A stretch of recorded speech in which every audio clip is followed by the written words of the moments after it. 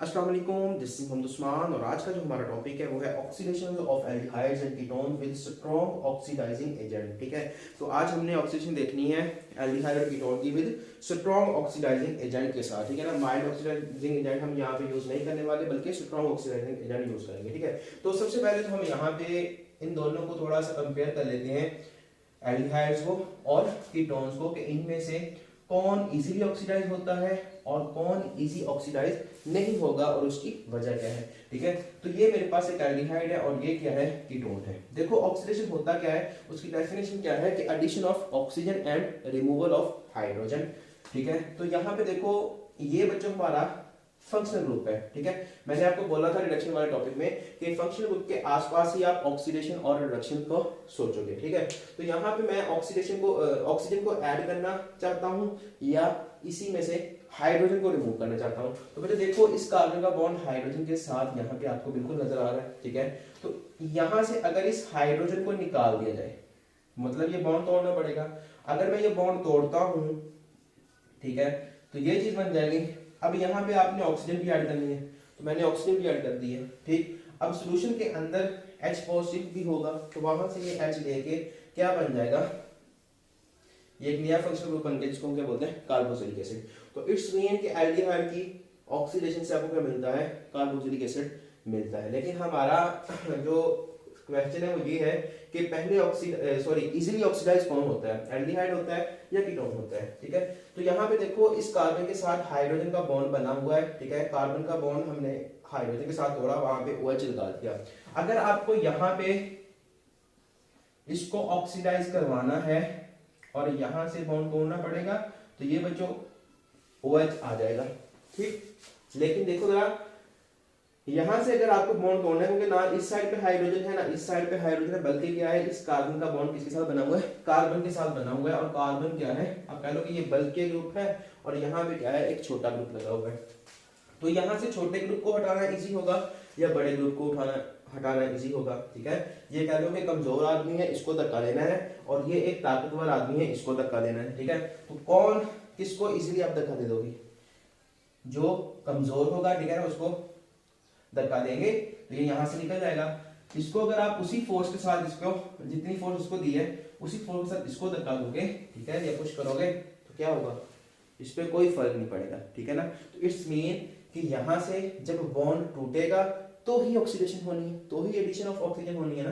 तो जब बॉन्ड तोड़ना ये वाला इजी है, तो इट्स मीन के एल्डिहाइड इजीली ऑक्सीडाइज हो जाएंगे, और ये बॉन्ड तोड़ना यहाँ से मुश्किल है, तो इट्स मीन के कीटोन जो होता है वो इजीली ऑक्सीडाइज नहीं होता। इसके लिए आपको ड्रास्टिक कंडीशन की जरूरत होती है। ठीक है, तो ये बात आपको समझ आ गई कि एल्डिहाइड्स और कीटोन्स में एल्डिहाइड जो होते हैं वो इजीली ऑक्सीडाइज हो जाते हैं। ये इतने इजी ऑक्सीडाइज हो जाते हैं कि अगर आप एल्डिहाइड को उठाओ और एयर के अंदर रख दो, ठीक है, थोड़ी देर बाद देखोगे आप कि उसके अंदर कार्बोक्सिलिक एसिड खुद ब खुद ही प्रोड्यूस हो जाएगा, मतलब इसकी खुद ही ऑक्सीडेशन हो जाएगी एयर की मौजूदगी में। ठीक है ना, एयर से ऑक्सीजन मिलेगी एल्डिहाइड को, वो कन्वर्ट हो जाएगा कार्बोक्सिलिक एसिड में, और इसको बोलते हैं ऑटो ऑक्सीडेशन। ठीक है, इसी तरह से एल्डिहाइड जो होते हैं स्ट्रॉन्ग ऑक्सीडाइजिंग एजेंट के बजाय बल्कि ये वीक या माइल्ड ऑक्सीडाइजिंग एजेंट आप कहो, ठीक है, तो उसके साथ भी ये ऑक्सीडाइज हो जाते हैं। लेकिन कीटोन माइल्ड ऑक्सीडाइजिंग एजेंट के साथ ऑक्सीडाइज नहीं होते, लेकिन इसको हम माइल्ड ऑक्सीडाइजिंग एजेंट्स को हम अपनी नेक्स्ट क्लास में देखेंगे। ठीक है ना, और इसी वजह से हम उन ऑक्सीडाइजिंग एजेंट को एज अ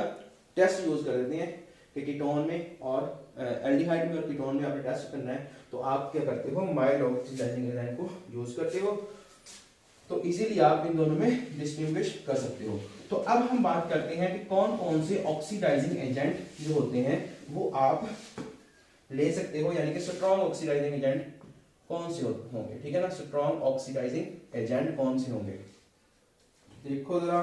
सबसे पहले तो स्ट्रॉन्ग ऑक्सीडाइजिंग एजेंट में अगर बात करें, ठीक है, K2Cr2O7 होगा। ठीक है, ये हो सकता है, और कंडीशन यहाँ पे मतलब मीडियम आपने कौन सा रखना है, अगर तो एसिडिक मीडियम रखना है H2SO4 तो भी ठीक है।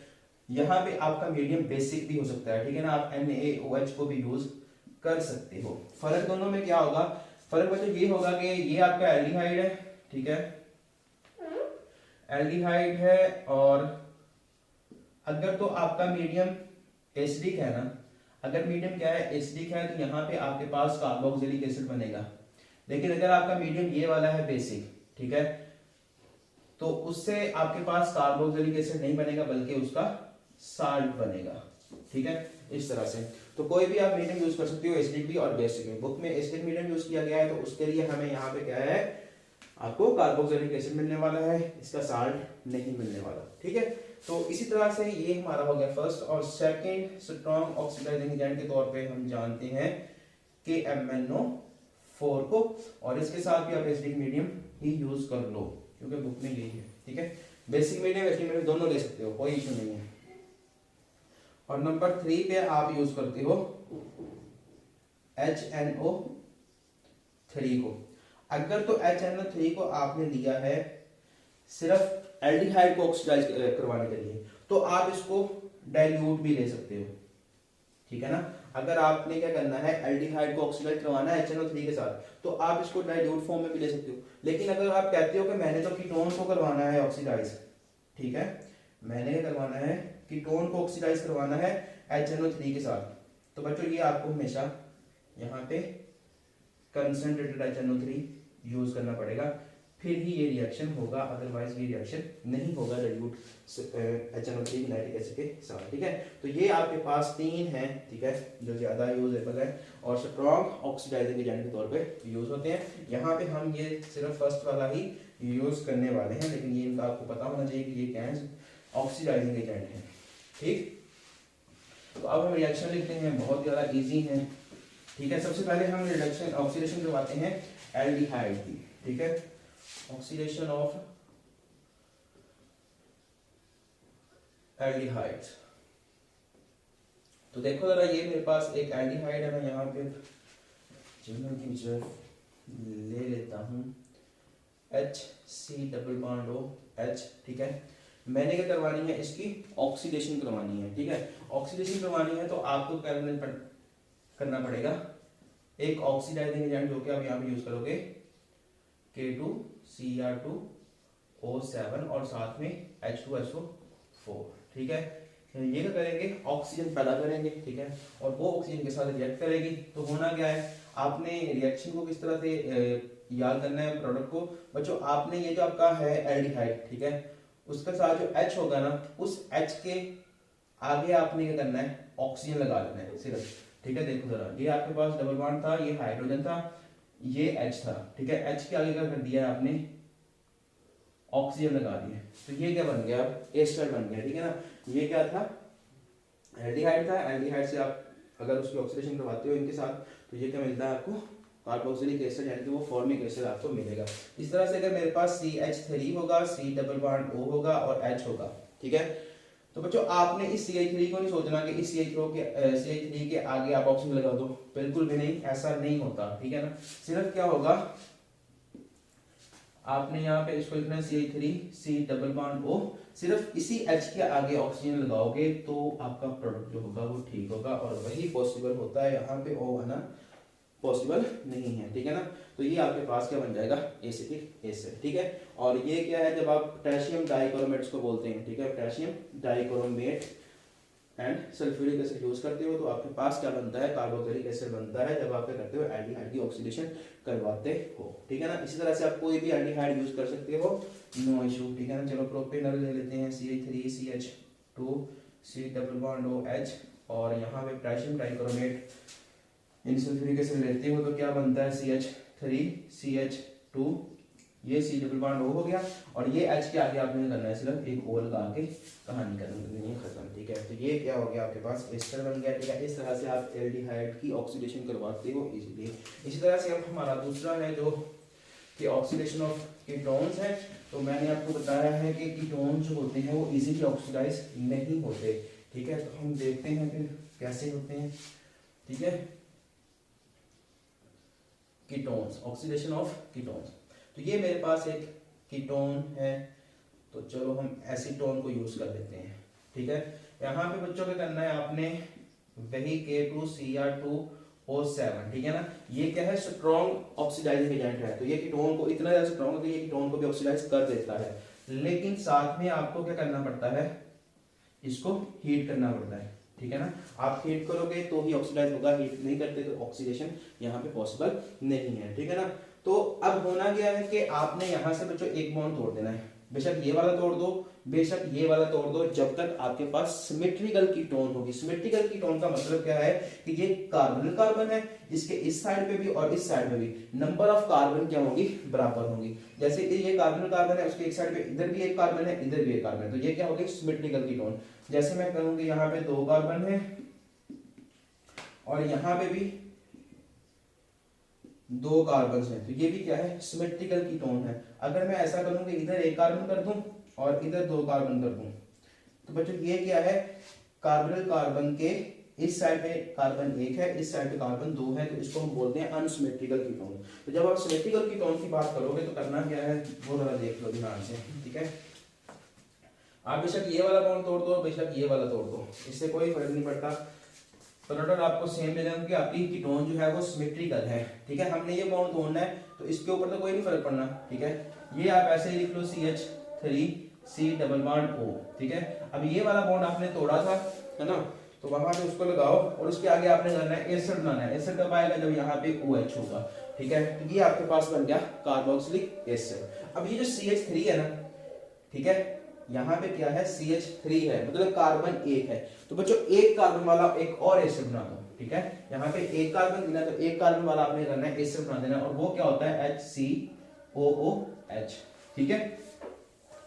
वो क्या बन जाएगा फिर आपके पास, कार्बोक्सिलिक एसिड। इसी तरह से अगर मैं यहाँ पे CH3C double bond O CH2CH3, यहाँ पे मैं इसको ना सिमेट्रिकल के साथ एक और लिख लेता हूँ, ठीक है। ये है मेरे पास पेंटेनोन। जब मैं इसका रिएक्शन करवाता हूँ बच्चों, इसकी ऑक्सीडेशन करवाता हूँ, ठीक है, तो होना क्या है कि आप बेशक इधर से तोड़ दो, बेशक इधर से तोड़ दो, बात क्या है, बिल्कुल सेम है। तो हम क्या कर रहे हैं, इस बॉन्ड को तोड़ रहे हैं, तो इसको सारे को लिख लो, ये आपके पास हो जाएगा CH3CH2C डबल बॉन्ड O। अब इतने का लिख लिया है, तो आगे क्या बनेगा आपके पास, आगे आपने इसे करना है OH कर देना है, ठीक है, सिंपल, ठीक है। ये एक एसिड बन गया है। और दूसरा, अब देखो जरा, ये एक कार्बन है, ये दूसरी कार्बन है, तो 2 कार्बन वाला एसिड बनाना है आपने, मतलब इसी के ऊपर C डबल बॉन्ड OH लगा देना है, ठीक है। इसको पहले लिखो CH3, 2 कार्बन वाला एसिड है ना, तो 2 कार्बन वाला एसिड तब भी आएगा जब ये CH3 होगा, आगे COOH होगा, ठीक है। इस तरह से आप इसकी प्रोडक्ट लिखते हुए, इसकी वजह से एसिटिक एसिड बना है, ठीक है, और इसकी वजह से प्रोपेनोइक एसिड बना है, ठीक है, 3 कार्बन वाला, समझ आता है। अब देखो जरा, अगर मेरे पास अनसिमेट्रिकल कीटोन है, ठीक है, ये क्या है, अनसिमेट्रिकल कीटोन्स में, ठीक है, तो इस कंडीशन में आपने याद रखना है कि जब हम इसकी ऑक्सीडेशन करवाएंगे ना, ठीक है बच्चों, जब हम अनसिमेट्रिकल कीटोन की ऑक्सीडेशन करवाएंगे, तो ये वाला जो होगा ना CH2, ठीक है ना, जिसमें मतलब कार्बन कार्बन आपने देखनी है, उसके इधर भी कार्बन देखनी है, इधर भी कार्बन देखनी है, जिस कार्बन के पास नंबर ऑफ हाइड्रोजन कम होंगे उस साइड वाला आपने बॉन्ड क्या करना है, तोड़ देना है। इसके पास H कितने हैं, 2 हैं, इसके पास H कितने हैं, 3 है। मैंने कहा जिस साइड के जिस कार्बन के पास नंबर ऑफ हाइड्रोजन कम होंगे वहां वो वाला बॉन्ड आपने तोड़ देना है, ठीक है ना, इस कार्बन कार्बन का, ठीक है। इसके पास H 2 थे तो हमने ये बॉन्ड तोड़ दिया, अगर इसके पास H 1 होता तो हम ये वाला बॉन्ड तोड़ते, ठीक है ना। तो बाकी सारा कुछ वैसे ही है, प्रोडक्ट जैसे लिखना है आपने, ये CH3 हो जाएगा, ये C डबल बॉन्ड O, ये वाला बॉन्ड टूटा, उसके आगे निकल जाना है OH लगाना है। अब ये वाला जो है CH3 और ये क्या है CH2, 2 कार्बन बची हैं, 2 कार्बन वाला आप एसिड लिख दो, ठीक है। 2 कार्बन वाला एसिड क्या होगा, CH3C double bond O OH, समझ आता है। मतलब यहां से आपके पास एसिटिक एसिड ही आपको मिलेगा। अब देखो जरा आप कि इस रिएक्शन को, ऑक्सीडेशन को हम यूज करते हैं प्रिपरेशन के लिए, किसकी प्रिपरेशन के लिए, कार्बोक्सिलिक एसिड को प्रिपेयर करने के लिए हम इस रिएक्शन को यूज करते हैं। लेकिन अगर आप देखो कि मैंने एसिटिक एसिड बनाना है, सपोज करो मैंने एसिटिक एसिड बनाना है, तो मैं ये वाली कीटोन यूज करूंगा, ठीक है। मैं कीटोन को यूज कर रहा हूँ, एसीटोन को, जब मैंने उससे की ऑक्सीडेशन करवाई तो मेरे पास एसिटिक एसिड तो बना ही बना, लेकिन साथ में क्या बन रहा है, फॉर्मिक एसिड भी बन रहा है, ठीक है ना।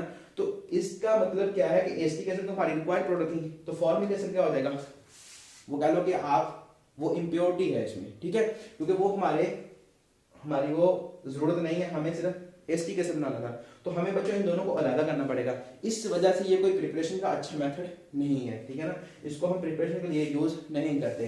तो हम इसको प्रिपरेशन के लिए यूज नहीं करेंगे। अब देखो जरा, ये तो हो गया ना कि जब क्या था, एक साइड पे CH3 था, एक साइड पे CH2 था। अब मैं अगर इसको ऐसा लिखूं, इधर भी CH2 कर दूं, इधर भी CH2 कर दूं, और इधर कार्बन हमने 2 रखनी है, इधर 3 कर दो, तब क्या कहानी होगी? तब बच्चों कहानी ये होगी कि इधर से भी बॉन्ड टूटेगा वो भी आपको प्रोडक्ट मिलेगी, इधर से बॉन्ड टूटेगा वो भी प्रोडक्ट मिलेगी, ठीक है ना, दोनों किस्म की आपको प्रोडक्ट मिलेंगी। तो चलो लिख लेते हैं, ठीक है, यानी कि आपको यहाँ पे 4 प्रोडक्ट मिलने वाली हैं, ठीक है।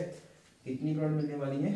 4 प्रोडक्ट्स मिलने वाली हैं। तो पहले हमने बॉन्ड को तोड़ा है यहाँ से, ठीक है, ये हो जाएगा CH3, ये हो जाएगा CH2, ठीक है, उसके आगे C डबल बॉन्ड O है, तो यहाँ भी हमने लगाया OH, ठीक है। यहाँ से बॉन्ड ढूंढने के बाद अब ये कितनी कार्बन है? 3 कार्बन है, ठीक है, ये कितनी कार्बन है? 1 2 3, तो इट्स मीन कि इसी का एक और भाई बन जाएगा, तो यहाँ पे हम 2 लिख देते हैं। जब हमने बॉन्ड तोड़ा यहाँ से, अब हमने किया बॉन्ड यहाँ से नहीं टूटा, बल्कि कहाँ से टूटा है? यहाँ से टूटा, मतलब ये दोनों ही होने हैं, यहाँ से भी बॉन्ड टूट जाना है, यहाँ से भी बॉन्ड टूट जाना है, आपके पास 4 डिफरेंट किस्म के प्रोडक्ट्स बनेंगे। जैसे ये 2 वो बन गए, वो एक ही किस्म के हैं।